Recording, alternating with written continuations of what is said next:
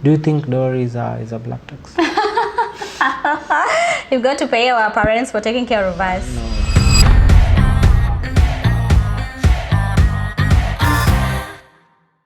Hello guys, welcome to my YouTube channel. For those who are new here, my name is Stella Muyoka, and my platform is for women. We get to talk about our experiences as women, and through these experiences, we understand ourselves better. But today, I think you guys have been requesting for a male interviewee, so here we are. Today we're going to talk about black tax. This is something that we've experienced as an African. You experience black tax in one way or another. And today I have someone that has always been here with us. He's the one who's always behind the camera. So today we're going to interview him. I will let him introduce himself, and we can go on from there. Hi, my name is Gideon. I am a videographer. Yeah, that's me. You too? Yep.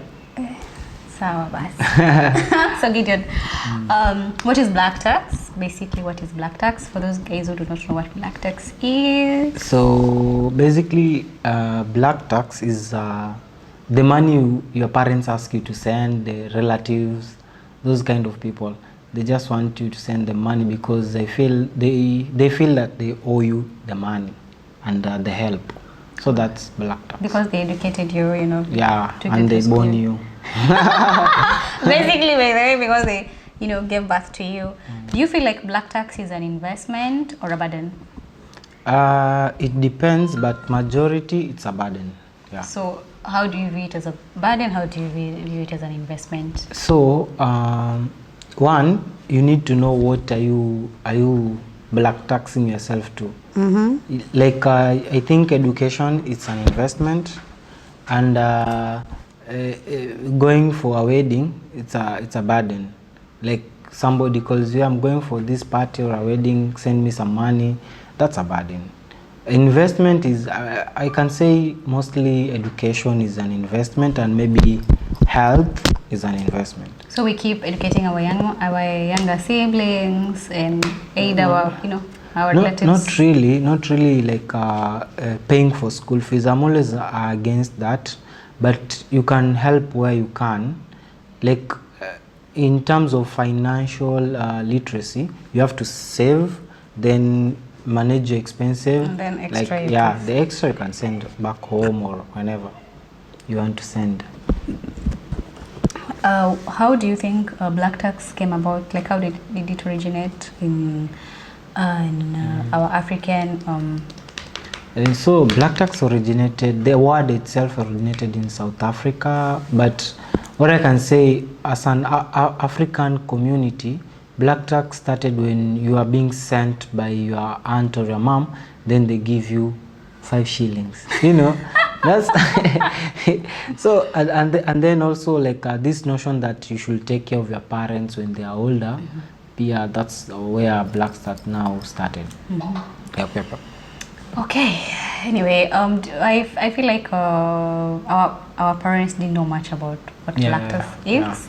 Yeah. And as African, when you look at our history, you find that children are seen as investment. Like they're seen as investment for the future. Like let's educate these children of ours, let them go work, and they can assist us back home. And other than that, in the aspect that I usually ask, I think I struggled with it for a while, where you're giving money to your people around you, friends around you. You feel like they owe you something, so you have to give. And I think at the beginning, the first 2 years in my life, I used to give almost all my salary, to people. I will actually pay rent, give out my money, and I would even lack fare to work because you've given out. You're assisting people, and I think what gave me like a 360 turn to really evaluate this thing, because sometimes I will even lack. I will have to just eat a simple meal because I can't be able to take care of myself because I've given out my money. But I used to ask myself one question before I got this job: what are people surviving on? God. No, but they used to make the money. Yes, it's the same thing. They used to make the money. Like God is supposed to provide for everyone. So, like once you start earning money, they stop looking for ways for for manage. So they see like, okay, now our daughter has a job, now they should maybe help us. So me, I can say like you can approach black tax this way. Like, just know black tax is a burden. So how do you deal with something which is a burden? Yeah. So you first maybe live in fast self-progression. You have to be you must be living in a better life so that you can help others. Because most of us, like you find people living in a horrible condition just because they're sending money home. But you should live comfortably so that you can help others. If you can see when where the rich get richer and the poor gets poorer, you are from university, you start your first job, you send money home, you'll never develop yourself. You don't actually. Yeah, but then when you reach you see the rich families, they get good education. After that, the parents keep on supporting them even if they are young. If they have ideas, they are the first people to fund it. But now, when you are, let's say, less fortunate, if you have an idea, you can't really fund it. You can't. There is where you look for sponsors and every other thing. Yeah, so other than that, what is the other way someone can approach black tax? If someone is experiencing it and it's really frustrating them, what do you think, other than, them assisting to whatever limit they can? What else can you tell them? How can you advise them, like, literally? So, like, me, I can say is you should identify who are the people who are taking your money, talk to them. Like, let them know, like, what you're doing is black tax and what black tax is. And maybe inform them, like, it's not something good. I think most of them, they don't know that they are doing it. They're just like, see, Nani has a job. They can assist. And they don't know the limit of the money that you have. So I think one way is you can talk to them, tell them, me, this year I want to develop myself, so I think I'll be assisting where I can, not usually like I've been sending every month. Then another thing is, I believe in helping someone once. Instead of sending money each and every month, you can tell them, so which business can you start so that I can fund you? But I'll fund you, but after that, it's on your own. Like me, I've done it. So, like, my mom used to, like, she used not to ask for money, but in a way, like, can I eat chicken today? Those kind of words. So then I decided to open for her business. Then I told her, like, every profit you get from the business, you can use it to, eat your chicken. Then, she stopped, and I think since then, life has been good. So those are the two main ways I think you can approach it. Unless if you have another one. How have you been managing Before I get to that, there are those who experience, we experience blackmail as African children. So you might talk to your parents. You're like, I need to buy land this year and I need to save this money. I don't earn much, but I always say don't disclose how much you earn. People actually evaluate you based on that. So never disclose it to whoever person is. Just let your employer and how much you're earning. So you will tell your parent, I need to do this and this and this and this, so I need like this year for me to just focus on myself, and they will start blackmailing you. I gave birth to you. Do you want us to sleep hungry? And you're eating your chickens. Such people we experience a lot of blackmail, and in such an aspect, how do you think someone should go about it? One, like you should let your parents know that you never applied to get birth. Like they wanted it. You're not the one who really wanted to be here. So if they tell you that, maybe you can let them know, yo bro, you guys need to work did your thing. And I just think parents are becoming lazy. Parents should be parents. I say this and I usually tell people over and over again. Your parents used to earn money before you were born. There's a place they used to go get money. We understand some situations where maybe the parent is becoming physically challenged or because of old age and everything like that, so that is understandable. But I mean, like, I am Stella. If Stella is getting 2,000 every month from Gideon, won't I get addicted to that? You know, money is addictive. Yeah. I know I won't be looking for this 2,000. Why? Gideon is going to give it to me. I can call Gideon and he's going to give me this 2,000. So we keep on seeing how much more we can get. Even in dating, that's what we do as ladies. We see how much more we can, you know, get from this person. And I think that's what goes on in that kind of, you know. So if you give your parent 10,000, they will expect 10,000. The next time they're calling, whether you have it or not, they will be expecting a what? A 10,000. So learn to limit, and also learn to vary the money you're sending back home. You can send 2,000, 5,000, 10,000, but vary it, and don't send lump sums. If you're supposed to give, maybe pay 20k fee, you pay 3 here, you pay 5 there, to appear like you also, so that they understand you are also looking for this money to give them. So for me, I think I just talked to, one day, I think there's a day, everyone was calling me from all corners, and I think I just snapped, and I asked all those people, don't you have hands? Can you go look for money? I said, I told them, if you want to ask me for money, make sure it's 1 month in advance. I don't have money laying around for me to give you. We are not emergency So I need fund. to plan. I need to plan. Because I also have bills, and I think one person lashed out at me and told me, you're living alone, you have 0 expenses. And I think that's another problem, because you're alone, you don't have any expenses. Should we get married for us to have expenses? You know, you're supposed to be, I think I was told I was supposed to be spending 1,000 bob a month. And I'm like, wow. You know, this is what people assume, this is my expense in a month, you know. So I talked to everyone, and I think I lashed out, and my lashing out actually helped, and I think people stopped asking me for money from there on. And I gave myself a role, and I said, you want me to help, this is what I'm going to do. I pick this as my responsibility.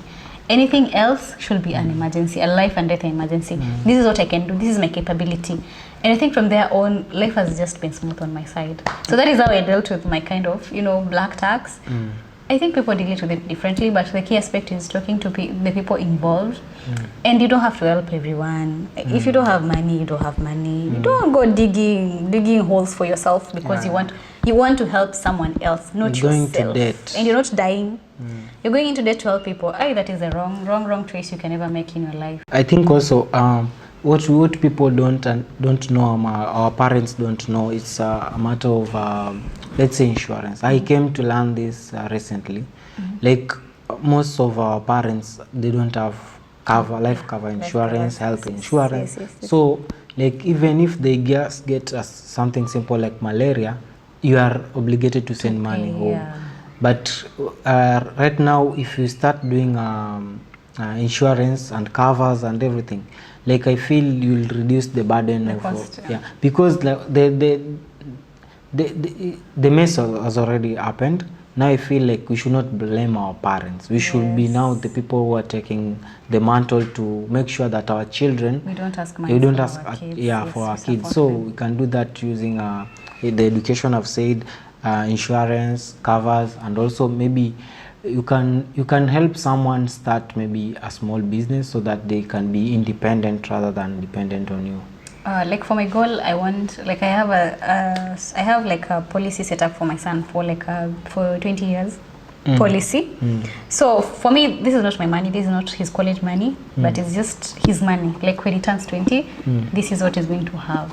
And I don't even save much. The little I save, I just save it. But if you calculate it in the long run, he's going to, even if I know with time, with 20 years from now, that might not be a lot of money, but I believe it's just something to boost up his life. He can use that money to move out of the house. He can use that money to start up a business. He can use that money to actually advance his education. So I think black tax is the reason as to why most of us don't even, want to work around home. Because working around home, we move towns because we want to be, away from family, because people show up at your house and they want something. Even relatives, they just come and say, hey, by the way, I saw a new television at Nani. So, money is there. So that's the problem. Such a kama they gave maybe 1,000 bob when you are growing, they want something back. Maybe, for the fact that you're just related by blood, they want something. And I think we need to, I think our parents don't understand the impact of black tax, and the more we talk to them about, they can maybe understand and see how we can, because I think parents want your life to be better than theirs, and I think that's why most of us are educated and our parents are not even educated. Like when I was looking at my history from like my grandparents to my parents to me, like my grandparents were like farmers, like literally farmers. My grandma was like a school dropout, but they had 9 kids, and out of these 9, they had 10 kids. They had 10 kids, and out of all these 10 kids, everyone is learning. There's no person in that family that will tell you that they didn't go to school. Everyone is learning to degree level from farmers. So from that, they educated us. So when you look at, you also evaluate your family the way it is. When you look at how the family grows, poly. Black tax can be an investment, and one thing I feel like is usually a burden for older kids. They expect the younger kids who they've educated to help back. And you find that younger kids sometimes, younger siblings actually do not help back. And I think that is usually another demotivation that we get. But if these siblings who we are educating do better in life and help to ease out the burden, you will find that black tax in another aspect is just an investment. You're growing up your family. But in a place where everyone is draining you, one, you won't grow in whatever aspect you have in life, financially, whatever aspect it is, you're going to not grow.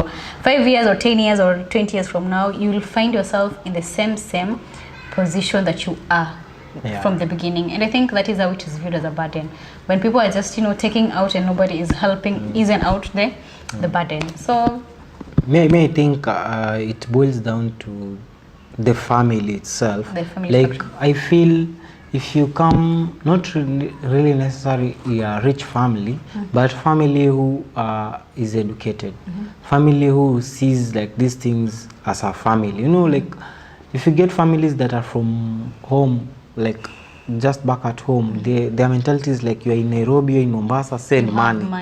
But then you get this family where you are like they are, let's say, informed and modern family.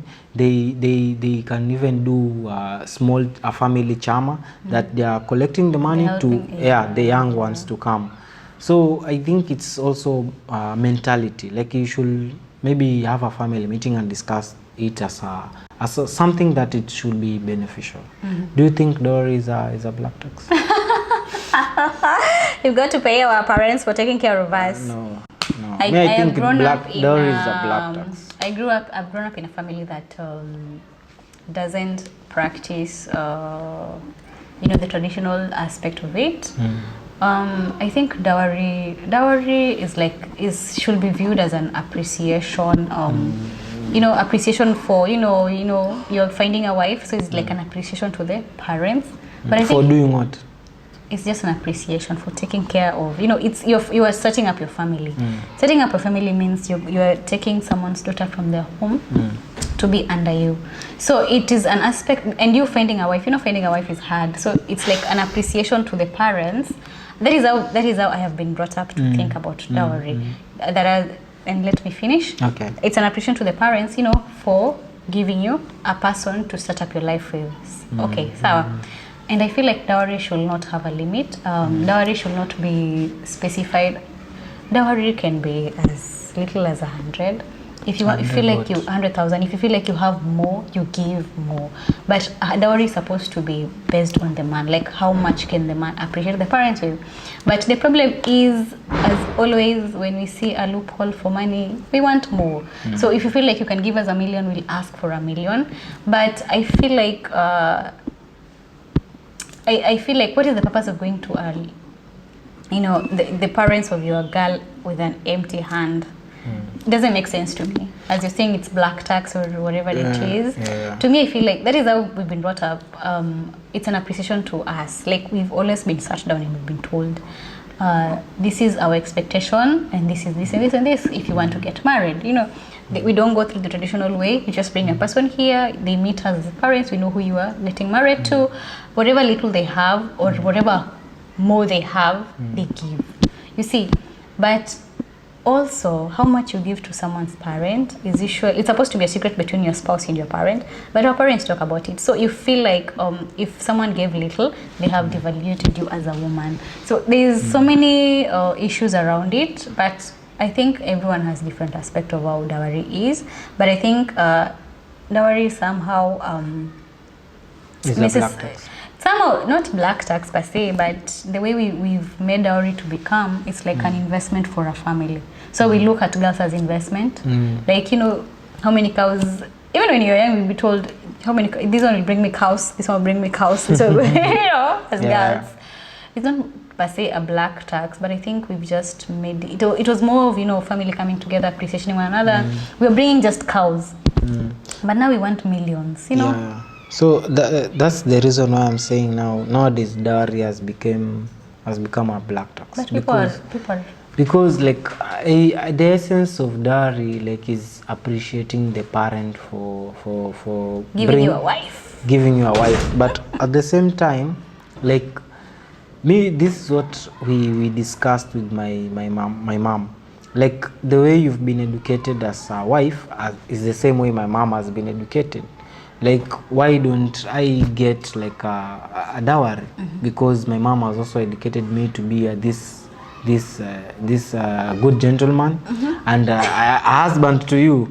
Like, you see, so that. But we are coming under you. Yes. So this is what we agreed on. The dowry cancel itself. How? Like, yes, you have been brought up to be this wonderful woman. Yeah, blah blah blah. The same to me. I'm supposed to give you dowry to appreciate the parents. You're also supposed to give me dowry to appreciate my parent. So, like, it should cancel itself. So we go and... May I feel dowry should be capital for young couples to do something. Someone was saying good. That the dowry that is paid to the girl should be given to the girl to start up life with the husband. Yeah, true. Actually, but you can't go to someone's parents empty-handed. You can go give them. I'm not saying go through them. millions, but you have millions, you can give millions. Why not? So you go according to your capabilities. We can say dowry is for the rich. I think so, because so what will a poor person give as dowry? A cow, one cow. You can appreciate. You can counts. appreciate the parents. Maybe I know you can appreciate the parents. Like, you go give them a token of appreciation. And also, one thing I know, paying dowry never ends. Actually, it never ends. They don't even like you paying the whole amount. Yeah. They feel like if you pay the whole amount, like you're cutting off the family. Yeah. That's another thing I don't understand. So like you should let's say maybe once or twice every year go back home, tell the parents thank you, instead of just having this whole ceremony and food. Doesn't make sense. So you're not pro weddings? I've been shooting weddings for 5 years, so I've seen it all. I've seen those issues going sour. So no weddings for you, no traditional weddings for you. Come, let's see where we no, take this not life. really. Because ladies always fantasize the wedding and everything, and also think wedding is a celebration for both families. The wedding should be there, but I feel within also, it should be within your budget, because there is life after wedding, and wedding is not marriage. So like we are in the modern era and the digital era, the information era, we should know these things. Like I've seen people after the wedding, they start arguing and they broke up because of financial issues. So we are so much afraid to talk about financial issues. True. So I think if we do that, we can avoid a lot of mix-up. Yep. Oh, thank you for the insight on black tax. As always, guys, thank you for staying with us. Thank you for watching. As you can always go back and watch more videos. If you like this content, kindly subscribe and like the videos for more content. Turus, bye bye.